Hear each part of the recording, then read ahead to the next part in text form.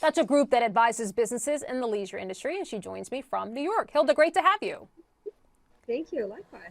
So Happy to business be here. travel, so business travel has plateaued, according to Scott Kirby. I mean, do you think part of that though is just a post-pandemic Zoom environment, or is this sort of the first signs of businesses pulling back because of macro headwinds? That's a great question. I think businesses are being smart about the way their employees and their executives travel.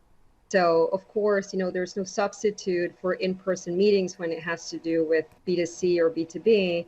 But of course, we can be very efficient in using Zoom, to connect for other maybe internal meetings. So, we've not really felt the frequency of travel go down. I think we're being more purposeful. And, there's a lot of conversation as well as to the evolution of travel and, that new concept of leisure trips as well.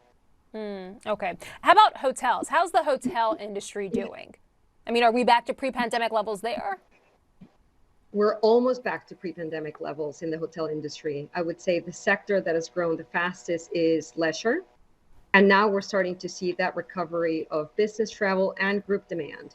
The US is leading the way. We have other countries that are also catching up and doing very well, for example, Dubai. And now that the rest of the world is opening up, we're definitely seeing an uptick in hotel recovery.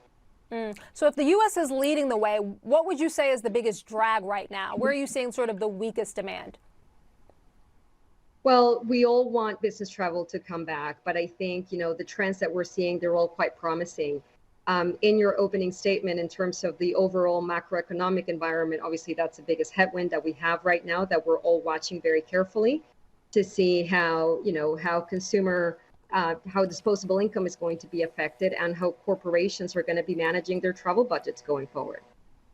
So heading into 2023, of course, as you know, that is a big concern, right? I mean, how consumers respond to rising interest rates, how consumers respond to inflation, and how businesses respond to both of those things. So how best to prepare for an economic downturn? What are you telling hotel operators and your clients? I think it's twofold. One, we're finally seeing the world reopen.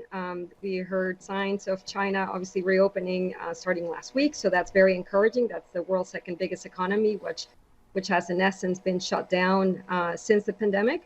So international travel is one leg of the stool that we've not yet seen back, and the other one, in terms of what hoteliers learned during the pandemic, is that they also need to cater to the local guest. They need to be relevant to the community that they serve and making sure that they're catering not just to those who are paying for the hotel room, but also patrons who are maybe coming to use the rest of the hotel facilities, such as restaurants. How best to keep a handle on wages? I mean, wages certainly here in the U.S. have risen at a pace higher than central bankers would like. So how best for hotel operators to attract and retain top talent, but also account for the higher cost that comes with that talent? A lot of the cost increases have been passed on to the consumer, and that the consumer's proven to be quite resilient in terms of rising ADRs. I would say I think we're going to maybe see a little bit of a softening of those labor pressures as more people get back to work. But I think in terms of your question as well, we had a very significant loss in jobs in the travel and tourism industry, about 60 million worldwide. We have to do right by the employees. We got to demonstrate that there's a career that they can have in hospitality. This is one of the most amazing jobs, I think, in the world in terms of, being with people, growing service, etc. But there needs to be, one, we need to make sure that we're helping them grow, that they actually can afford to have a very nice life by working in the sector. But also, I think another thing that we learned during the pandemic is that we can do a lot more with less. So we have to be mindful of all the waste that is generated in hotels and maybe paying for things that don't, necessarily add value. And areas that do add value, such as that, that service aspect, we do have to look after our workers.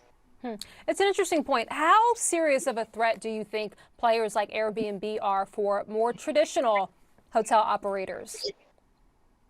I think Airbnb has done exceptionally well over the last 10 years that they've been around. I think they showed traditional hoteliers a different way of hospitality. And we're seeing more and more of a blurring of the lines. So we're seeing that combination of residential hospitality. I think they're onto something.